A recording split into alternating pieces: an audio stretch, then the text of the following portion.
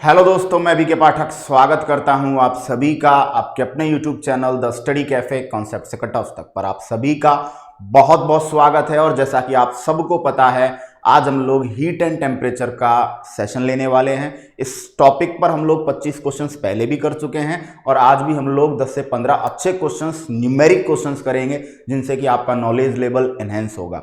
तो एक बार जितना हो सके दोस्तों क्लास को शेयर कर दीजिए ताकि ज़्यादा से ज़्यादा लोग हमारे साथ जुड़ सकें, ज़्यादा से ज़्यादा लोगों को इस सेशन का लाभ प्राप्त हो। बहुत ही अच्छे और बहुत ही शानदार क्वेश्चंस आज की इस क्लास में रहेंगे। तो बिना देरी किए हुए मैं स्टार्ट करता हूं आज का सेशन। एक बात और आपको बता दूं कि रिकॉर्डेड सेशन है, आज हम लोग लाइव नहीं है, ये क्लासेस रिकॉर्ड हो रखी है क्योंकि कुछ अर्जेंट काम होने की वजह से मैं लाइव नहीं आ पाऊंगा, तो इस वजह से हम लोग रिकॉर्डेड वर्जन में बात कर रहे हैं। तो पहला क्वेश्चन आपका ये रहा दोस्तों स्क्रीन पर, और ये वो क्वेश्चन है जो पिछली क्लास में हम लोगों ने छोड़ दिया था और क्वेश्चन में मिस्टेक थी बिकॉज ऑप्शंस जो थे वो फॉरेनहाइट में थे, हमें ऑप्शंस डिग्री सेंटीग्रेड में लेने। क्वेश्चन आपको दिया गया eight which point Fahrenheit temperature is double of centigrade temperature. किस बिंदु पर फॉरेनहाइट तापमान सेंटीग्रेड तापमान का दुगना होता है। ठीक है दोस्तों, चलिए तो इसको देखते हैं। अब हम लोग क्या करेंगे दोस्तों, हमारे पास एक फॉर्मूला है आपस में बदलने का, C/5 बराबर F-32/9। क्लियर।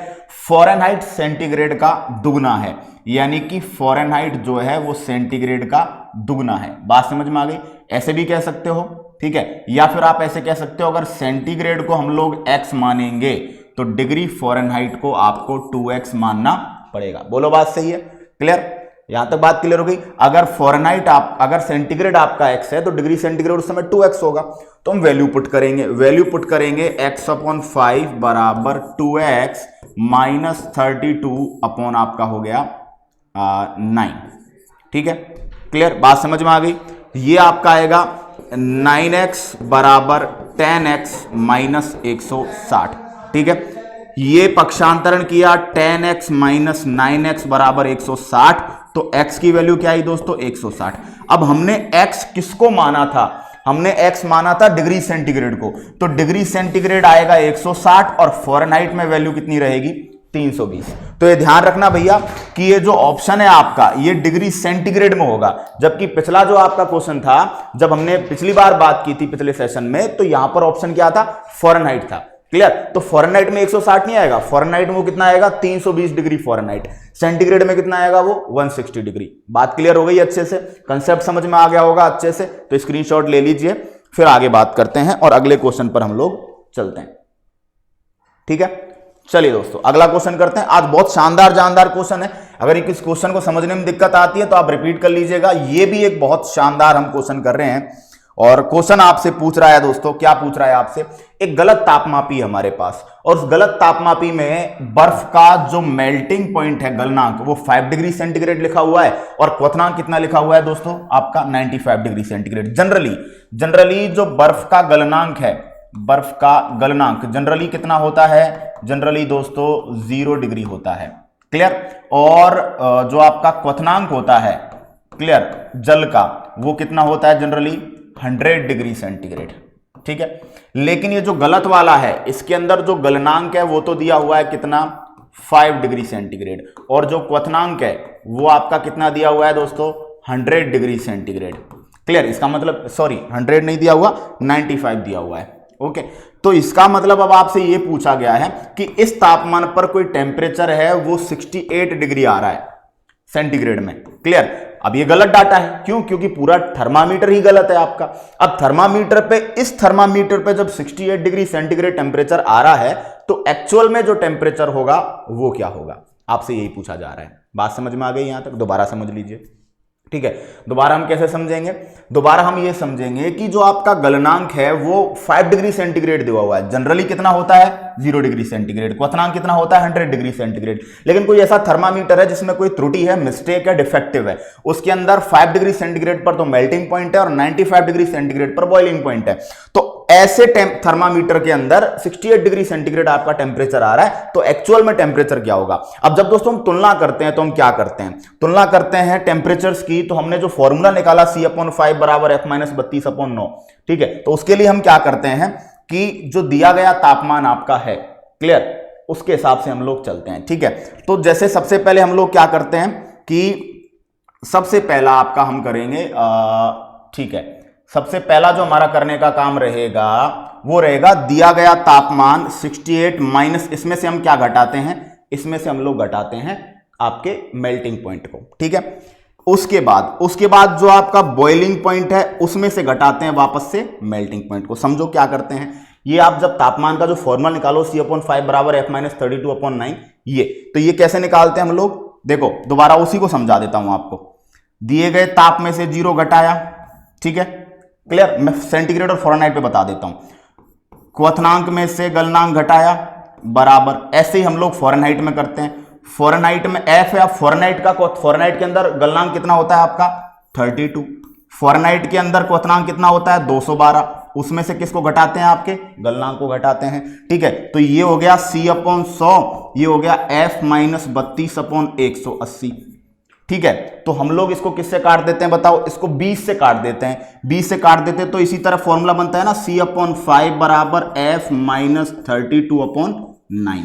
बात समझ में आई। तो ये फॉर्मूला आपने पढ़ा है सेंटीग्रेड और फ़ारेनहाइट को चेंज करने का। तो ये कैसे आया, ये ऐसे आया कि दिए गए सेंटीग्रेड में से हम किसको घटा रहे हैं, हम मेल्टिंग पॉइंट को घटा रहे हैं, फिर बॉइलिंग पॉइंट में से नीचे मेल्टिंग पॉइंट को घटा रहे हैं। उसकी तुलना हम लोग फ़ारेनहाइट में उसी तरीके से कर दी। फ़ारेनहाइट का मेल्टिंग पॉइंट 32 डिग्री है, फ़ारेनहाइट का बॉइलिंग पॉइंट 212 डिग्री है, फ़ारेनहाइट का मेल्टिंग पॉइंट 32 डिग्री है, घटाया। अब इसको हम इस पे लागू करेंगे, ठीक है, सेंटीग्रेड की ही तुलना कर देंगे हम लोग आपस में, ठीक है।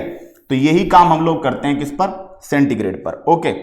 तो दोस्तों हम लोग सेंटीग्रेड की तुलना करते हैं, ओके, एक्चुअल सेंटीग्रेड के साथ। तो यहां क्या करेंगे, एक्चुअल सेंटीग्रेड तो ये होगा C-0 बटा 100-0। क्यों, क्योंकि हकीकत में बॉइलिंग पॉइंट आपका 100 होता है और मेल्टिंग पॉइंट आपका 0 होता है। तो हमने एक्यूरेट से तुलना कर दी नकली वाले की, सही है। चलिए ये कितना आया 63, ये कितना आया 90, ये कितना आया दोस्तों C, ये कितना आया 100 नीचे, ओके। तो C हम लोग निकालेंगे, C बराबर कैसे आएगा 100 × 63/90। इससे इसको काटा, इससे इसको काटा, कितना आएगा दोस्तों 70 डिग्री सेंटीग्रेड।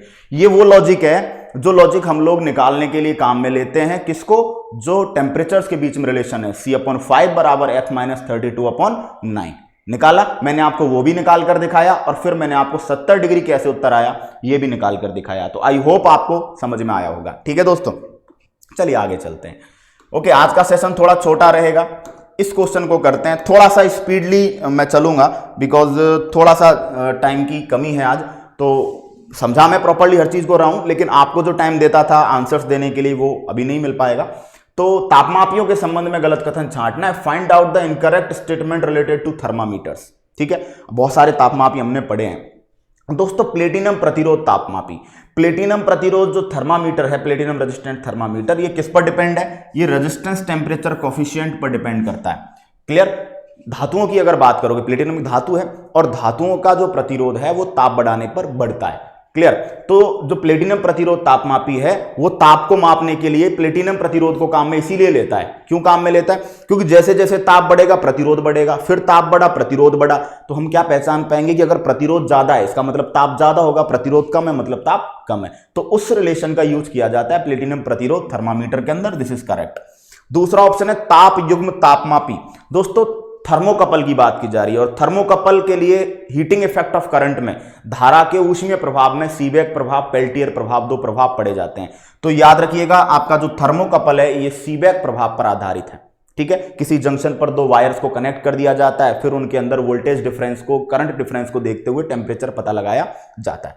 तीसरा जो है आपका दोस्तों पूर्ण विकिरण तापमापी, जो कि विकिरण ऊर्जा के द्वारा ताप में परिवर्तन को मापता है। और स्टीफन ने एक नियम दिया था, किसी भी स्रोत से निकली हुई जो विकिरण ऊर्जा है उसकी मात्रा वस्तु के परम ताप की चतुर्थ घात के समानुपाती होती है। विकिरण ऊर्जा की मात्रा परम ताप T की फोर्थ पावर चतुर्थ घात के क्या होती है, डायरेक्ट प्रोपोर्शनल होती है। तो ये भी करेक्ट है। लेकिन दोस्तों डॉक्टरी तापमापी गैसीय तापमापी नहीं होता, ये लिक्विड थर्मामीटर होता है, जिसमें या तो कभी कभी एल्कोहल, बाकी जनरली इसमें मरकरी का प्रयोग किया जाता है। तो डॉक्टरी जो आपका थर्मामीटर है, जो क्लिनिकल थर्मामीटर है, ये आपका गैसीय थर्मामीटर होता है, नहीं है, ये आपका लिक्विड यानी कि द्रव थर्मामीटर होता है। ठीक है दोस्तों, चलिए आगे चलते हैं।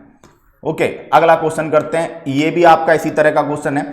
तापमापियों के संबंध में गलत कथन आपको छांटना है। Find out the incorrect statement related to thermometers. आज की क्लास में दोस्तों आपको बहुत से नए फॉर्मूलेज भी सीखने को मिलेंगे, जिनसे कि आप अच्छे से क्वेश्चंस को कर पाओगे, अच्छे से समझ पाओगे, ठीक है। और फिर हम लोग आगे और अच्छे अच्छे क्वेश्चंस भी करेंगे इस टॉपिक में।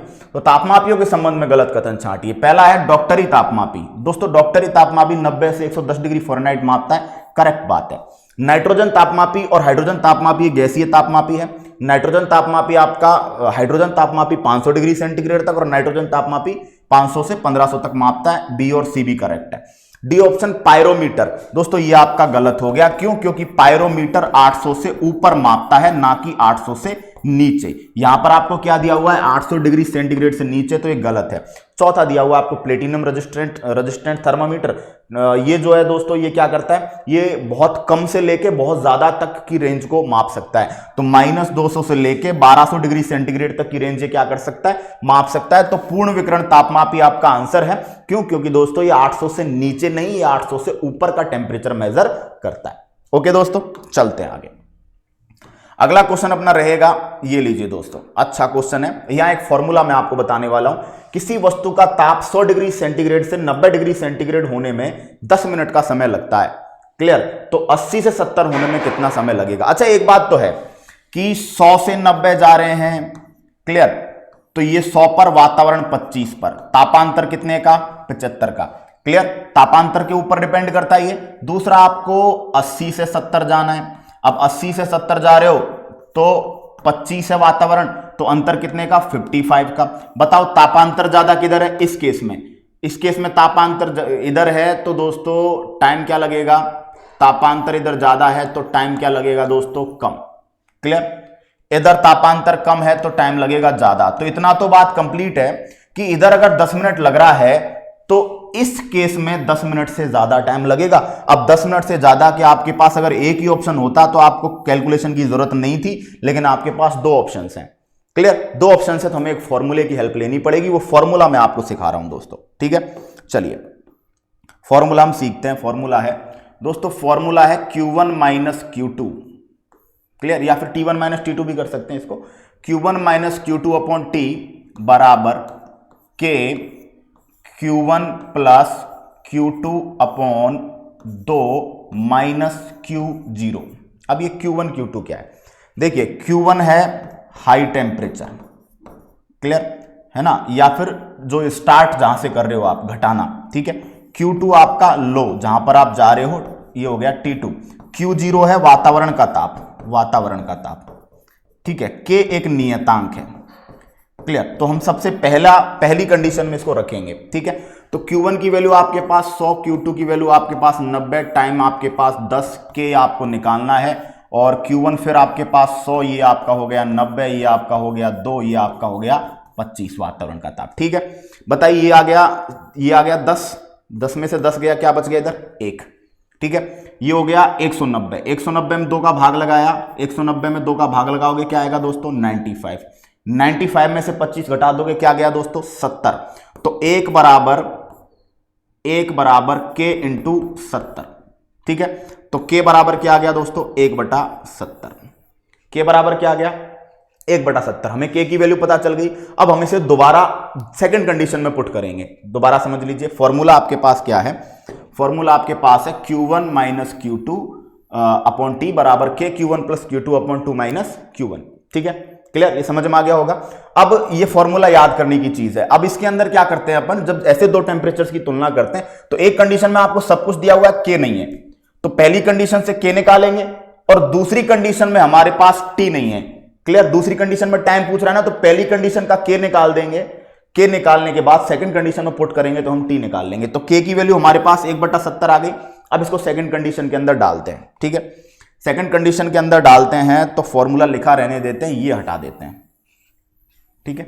चलिए, तो सेकंड कंडीशन में आपके पास Q1 कितना है दोस्तों? 80, Q2 कितना है? 70, T आपको निकालना है, बराबर K हो गया आपका 1/70। Q1 आपके पास 80 प्लस 70 अपॉन 2 माइनस वातावरण का ताप वही 25, ठीक है।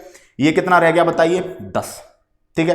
तो 10 अपॉन T बराबर 1/70 इंटू, क्लियर। बताओ ये 80 और 70 हो गया 150, 150 में 2 का भाग लगाया 75, 75 में 25 गया, बोलो कितना हो गया 50।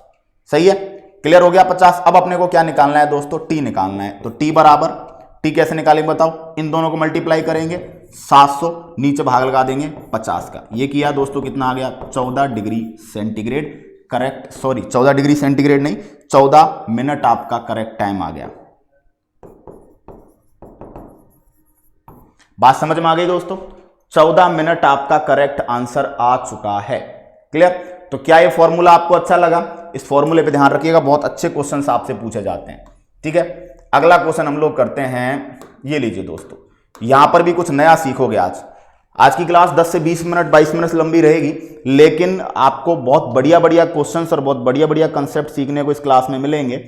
ठीक है, तो आइए दोस्तों, आपसे पूछा जा रहा है 100 किग्रा पानी 1680 मीटर की हाइट से गिरता है, जबकि सतह से टकराता है तो उसकी 50% जो काइनेटिक एनर्जी वो हीट में कन्वर्ट हो जाती है। अब हीट में कन्वर्ट होगी तो पानी के ताप में क्या हो जाएगी, वृद्धि, और पानी के ताप में वृद्धि होगी तो जल के तापमान में हुई वृद्धि बतानी है आपको कितनी। तो देखिए एक बात बताइए, जब इतनी हाइट से पानी गिरेगा तो यहां पानी में कौन सी ऊर्जा है, स्थितिज ऊर्जा।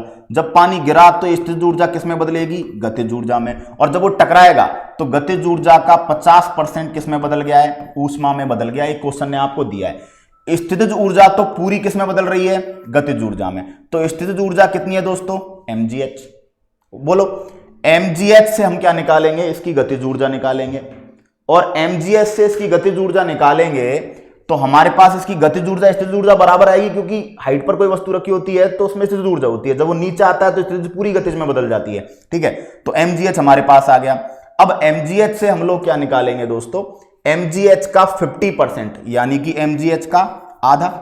सही है, ये किस में बदलेगा, ऊष्मा में, और ऊष्मा में बदलती है जब कोई वस्तु, सॉरी तापमान में जब बदलता है तो तापमान में किसी वस्तु के ताप में परिवर्तन के लिए दी जाने वाली ऊष्मा क्या होती है, ms डेल्टा थीटा। आपने विशिष्ट ऊष्मा पढ़ा है, विशिष्ट ऊष्मा का फॉर्मूला S बराबर Q upon m into delta theta. Clear, किसी वस्तु के तापमान को 1 डिग्री सेंटीग्रेड बढ़ाने के लिए दी जाने वाली ऊष्मा। क्लियर, तो यहां पर Q से हम क्या निकाल लेंगे, S m into delta theta, ऊष्मा की मात्रा यहां से निकलेगी। m से आपका m चला गया। अब कैलकुलेशन आसान है, g की वैल्यू 10, h की वैल्यू 1680, दोनों का आपने भाग लगाया। बताइए जल की विशिष्ट ऊष्मा कितनी होती है, 1 होती है। ओके, लेकिन यहां पर आप जब मीटर में ले रहे हो सारी वस्तुओं को, तो दोस्तों विशिष्ट ऊष्मा जो होती है जल की, वो 1 कैलोरी पर ग्राम डिग्री सेंटीग्रेड होती है। तो 1000 कैलोरी पर किलोग्राम डिग्री सेंटीग्रेड हो गया, और 1000 कैलोरी को जूल में बदलोगे तो क्या लिखोगे दोस्तों, 4200। तो किलोग्राम के लिए जो जल की विशिष्ट ऊष्मा है वो होती है 4200। ठीक है, और ये डेल्टा थीटा 4200 कैसे आया, दोबारा बताता हूं इधर। ठीक है, देखो कैसे आता है, जल की जो विशिष्ट ऊष्मा है वो कितनी है, 1 कैलोरी पर ग्राम डिग्री सेंटीग्रेड। क्लियर। अब ग्राम को हम जब किलोग्राम में ले रहे हैं जल को, 100 किलोग्राम, ये तो m से m चला गया, बाकी किलोग्राम में है। किलोग्राम में लोगे तो 1000 कैलोरी पर केजी डिग्री सेंटीग्रेड। बोलो सही है। लेकिन जब हम इसको जूल में चेंज करेंगे, ये 1000 लिखेंगे। क्लियर, 1000 को जब जूल में चेंज करेंगे तो 1 कैलोरी में 4.2 जूल होते हैं, तो कितना हो गया 4200। तो हम लिख देंगे 4200 जूल पर किलोग्राम केल्विन। क्यों, क्योंकि जैसे आप जूल में लोगे तो एसआई में अंदर चेंज होकर उधर क्या जाएगा, केल्विन। ठीक है, अब इसको सॉल्व कर लेते हैं हम लोग। ठीक है, प्रॉपर्ली सॉल्व कर लेते हैं। देखिए 0 से आपके 0 गई। ठीक है, 420 से ये गया कितनी बार दोस्तों, 4 बार। क्लियर, 42 चौके 168, 4 बार, और 2 से ये गया कितनी बार, 2 बार। तो डेल्टा थीटा कितना आ गया दोस्तों आपका, 2 डिग्री सेंटीग्रेड। कितना आ गया दोस्तों, 2 डिग्री सेंटीग्रेड आपका करेक्ट आंसर आ गया। Delta theta is 2 degree centigrade. बात क्लियर हो गई, क्लियर हो गई बात। इसको केल्विन में पूछ सकता है आपसे, तो केल्विन निकाल लीजिए। ठीक है, क्लियर। चलिए अगला क्वेश्चन हम लोग करते हैं। ये एक बहुत बढ़िया क्वेश्चन मैं आपको करवा रहा हूं। ठीक है, इसको करिए दोस्तों। और -20 डिग्री सेंटीग्रेड पर रखी 10 ग्राम बर्फ को 50 डिग्री सेंटीग्रेड ताप पर पहुंचने के लिए कितनी ऊष्मा की आवश्यकता होगी।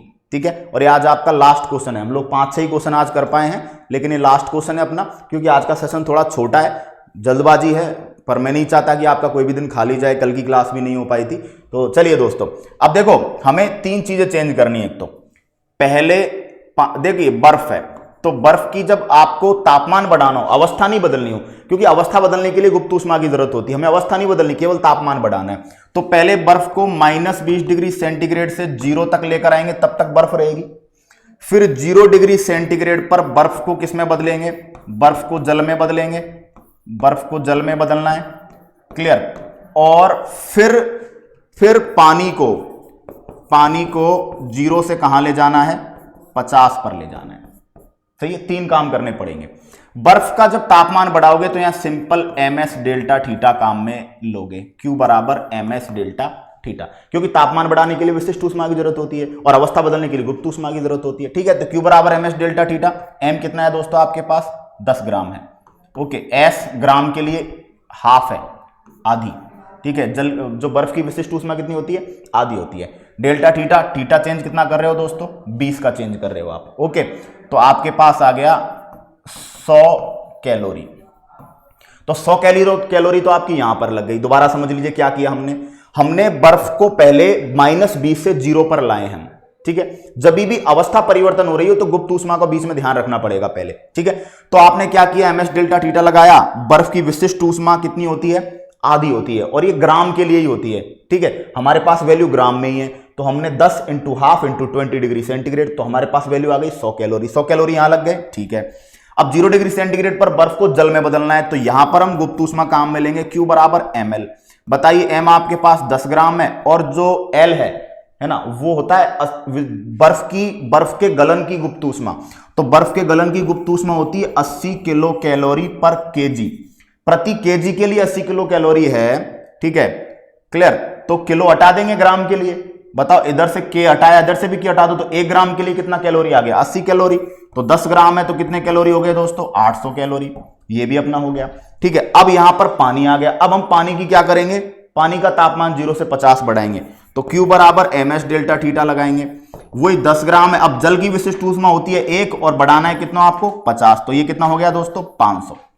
अब ऑप्शन ढूंढ लीजिए, ठीक है, ऑप्शन ढूंढ लीजिए। ऑप्शन शायद कैलकुलेशन में कोई मिस्टेक हो जाए, बाकी 500 और 800, 1300 और 100, 1400, ठीक है। ऑप्शन ई आप जोड़ेंगे और ये उत्तर 1400 आने वाला है, क्लियर। उत्तर आपका कितना है दोस्तों, 1400। ध्यान से सीख लेना ऐसे टाइप के क्वेश्चंस को। क्या सीखोगे कि जब भी आपको ऐसा कंडीशन दिख रही हो जिसमें एक कंडीशन से तापमान दूसरी अवस्था में जा रहा है, तो पहले एक अवस्था में ताप बढ़वाइए विशिष्ट ऊष्मा की हेल्प से, फिर गुप्त ऊष्मा लेकर अवस्था को परिवर्तित करवाइए, और गुप्त ऊष्मा से अवस्था परिवर्तन करने के बाद फिर तापमान बढ़ाइए। यहां पहले बर्फ थी, तो बर्फ को पहले -20 से 0 पर लाए, फिर बर्फ को 0 पे ही, क्योंकि गुप्त ऊष्मा समान ताप पे बदलती है, तो 0 पे बर्फ को हमने पानी में बदला, और बर्फ को पानी में बदला तो गुप्त ऊष्मा काम में ली, और पानी में बदलने के बाद हमने पानी को 0 से कहां पर लेकर गए, 50 तक। तो टोटल जो एनर्जी आपकी 1400 कैलोरी लगने वाली है। तो ये 5-6 क्वेश्चन आज की क्लास में हमने किए हैं, जानदार शानदार क्वेश्चन है। अगर कोई दिक्कत आती है तो एक और सेशन में हीट एंड टेम्परेचर का ले लूंगा, और उसके अंदर भी कुछ इसी टाइप के क्वेश्चंस दोबारा करवा दूंगा, ठीक है दोस्तों। तो आई होप आपको समझ में आया होगा, और थोड़ा सा स्पीडली सेशन रहा उसके लिए क्षमा चाहता हूं। आगे नेक्स्ट क्लास में मिलेंगे, तब तक के लिए दोस्तों टाटा बाय बाय, जय हिंद।